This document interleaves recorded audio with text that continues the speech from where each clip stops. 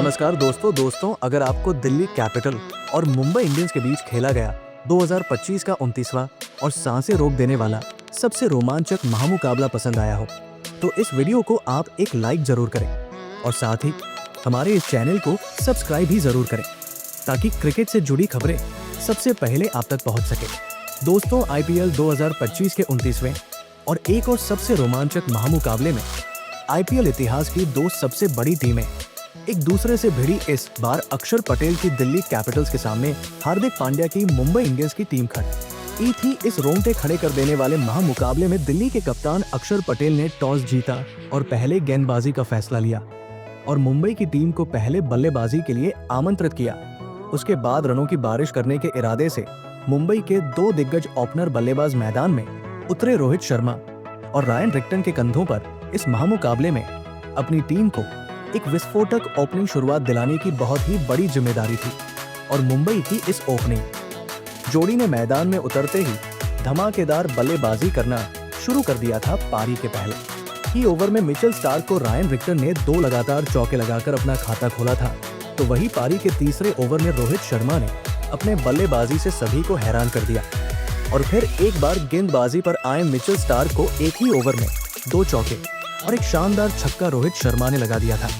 दोनों ही खिलाड़ी मुंबई की टीम के लिए लाजवाब बल्लेबाजी कर रहे थे शुरुआत से ही।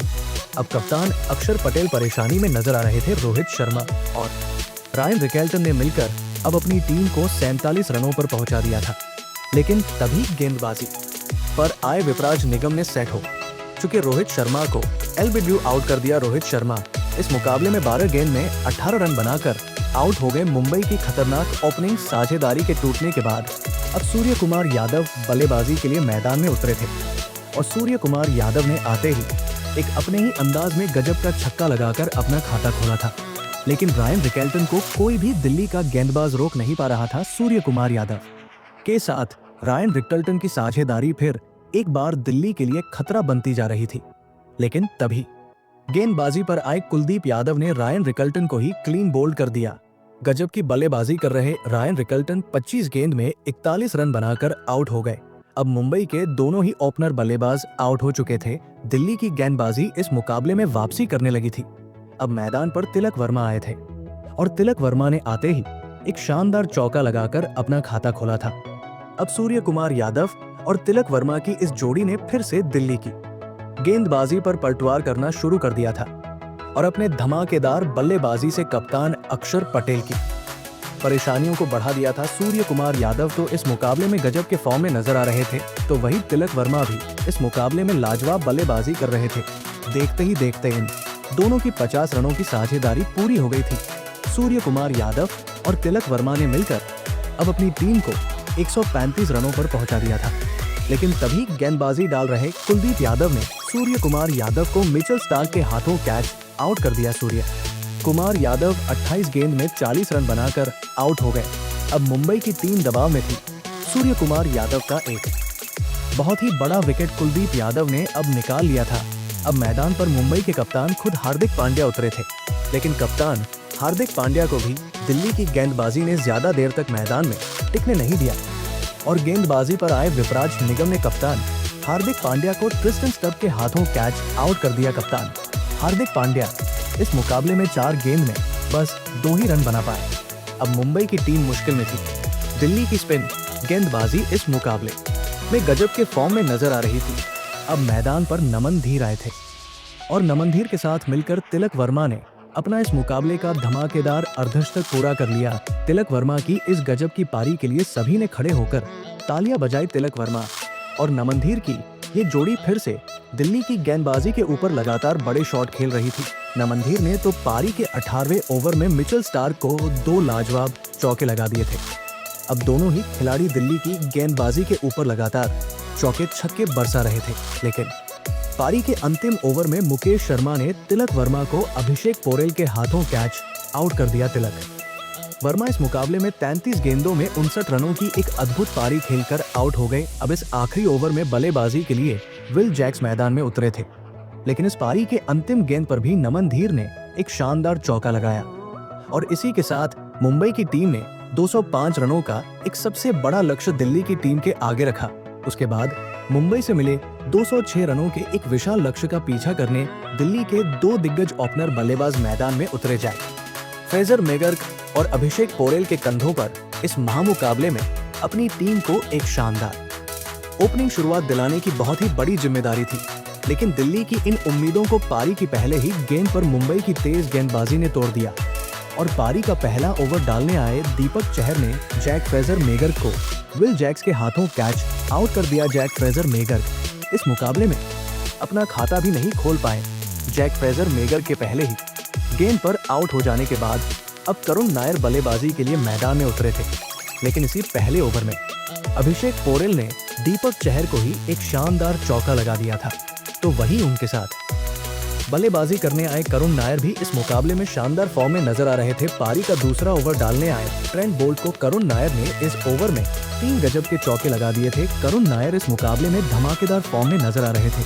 अभिषेक पोरेल और करुण नायर के बीच अब एक महत्वपूर्ण साझेदारी दिल्ली की टीम के लिए बन रही थी। पारी के चौथे ओवर में गेंदबाजी पर आए मुंबई के सबसे बेहतरीन गेंदबाज यानी जसप्रीत बुमराह को तक करुण नायर ने नहीं छोड़ा और जसप्रीत बुमराह को भी करुण नायर ने 2 गजब के चौके इस ओवर में लगा दिए। करुण नायर इस मुकाबले में अविश्वसनीय बल्लेबाजी कर रहे थे। देखते ही देखते अभिषेक पोरेल के साथ करुण नायर की अर्धशत की साझेदारी भी पूरी हो गई थी।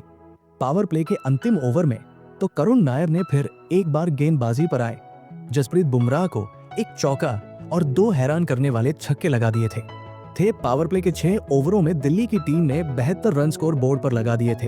तो वहीं इस ओवर में गजब की बल्लेबाजी के साथ करुण नायर ने अपना इस मुकाबले का एक ताबड़तोड़ अर्धशतक भी पूरा कर लिया।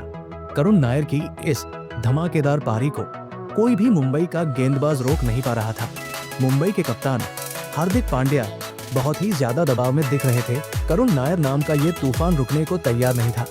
अभिषेक पोरेल भी अब इस मुकाबले में अब मुंबई की गेंदबाजी पर बड़े शॉट खेलने लगे थे। अभिषेक पोरेल और करुण नायर ने मिलकर अब अपनी टीम को 119 रनों पर पहुंचा दिया था, लेकिन तभी पारी का 11वां ओवर डालने आए करण शर्मा ने सेट हो चुके अभिषेक पोरेल को नमनधीर के हाथों कैच आउट कर दिया। अभिषेक पोरेल इस मुकाबले में 25 गेंद में 33 रन बनाकर आउट हो गए। करण शर्मा ने दिल्ली की 119 रनों की एक विशाल साझेदारी को अब तोड़ दिया था। बल्लेबाजी के लिए केएल राहुल मैदान में उतरे थे, लेकिन अभी भी करुण नायर नाम का एक बहुत ही बड़ा खतरा मुंबई की गेंदबाजी के ऊपर मंडरा रहा था। अब करुण नायर अपने इस मुकाबले के ऐतिहासिक शतक के काफी नजदीक पहुंच चुके थे, लेकिन तभी गेंदबाजी पर आए मिचेल सेंटनर ने मुंबई के लिए बहुत ही बड़ा खतरा बन चुके करुण नायर को ही क्लीन बोल्ड कर दिया। करुण नायर इस मुकाबले में 40 गेंदों में 89 रनों की एक हैरतअंगेज पारी खेलकर आउट हो गए। करुण नायर के इस बड़े विकेट ने मुंबई की गेंदबाजी की इस मुकाबले में वापसी करवाई थी। दिल्ली की बल्लेबाजी अब कहीं ना कहीं दबाव में थी। अब मैदान पर उनके कप्तान अक्षर पटेल आए थे और अक्षर पटेल ने भी आते ही एक शानदार चौका लगाकर अपना खाता खोला था, लेकिन तभी जसप्रीत बुमराह को गेंदबाजी पर बुलाया गया और जसप्रीत बुमराह ने आते ही कप्तान अक्षर पटेल को सूर्य कुमार यादव के हाथों कैच आउट कर दिया। कप्तान अक्षर पटेल इस मुकाबले में 6 गेंद में 9 रन बनाकर आउट हो गए। अब दिल्ली की टीम मुसीबत में फंस चुकी थी। मुंबई की गेंदबाजी ने इस मुकाबले में एक गजब का कमबैक करके दिखाया था।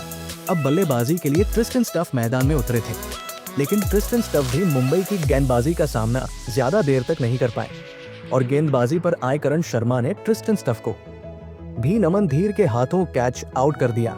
ट्रिस्टन स्टफ इस मुकाबले में 4 गेंद में बस 1 रन बनाकर आउट हो गए। देखते ही देखते दिल्ली की आधी बल्लेबाजी अब खत्म हो चुकी थी।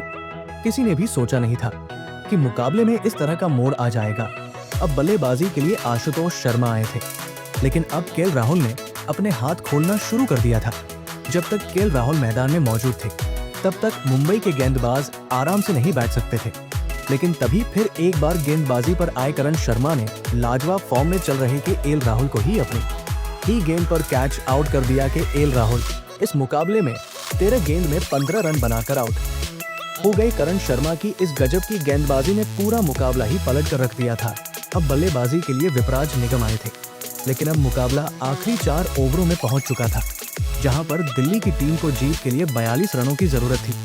अब इस पारी का 17वां ओवर ट्रेंट बोल्ट डालने आए थे, लेकिन ट्रेंट बोल्ट ने इस ओवर में आशुतोष शर्मा और विपराज निगम को हाथ खोलने का ज्यादा मौका नहीं दिया और इस ओवर से दिल्ली की टीम को 3 ही रन मिले। अब अंतिम 3 ओवर में दिल्ली की टीम को जीत के लिए 38 रनों की जरूरत थी, लेकिन इस पारी का 18वां ओवर मिचेल सेंटनर डालने आए, लेकिन मिचेल सेंटनर के इस ओवर की पहली 2 गेंदों पर विपराज निगम ने एक चौका और एक शानदार छक्का लगा दिया था। दबाव मिचेल सेंटनर पर था, लेकिन मिचेल सेंटनर ने इसी ओवर में विपराज निगम को रायन रिकेल्टन के हाथों स्टंप आउट कर दिया।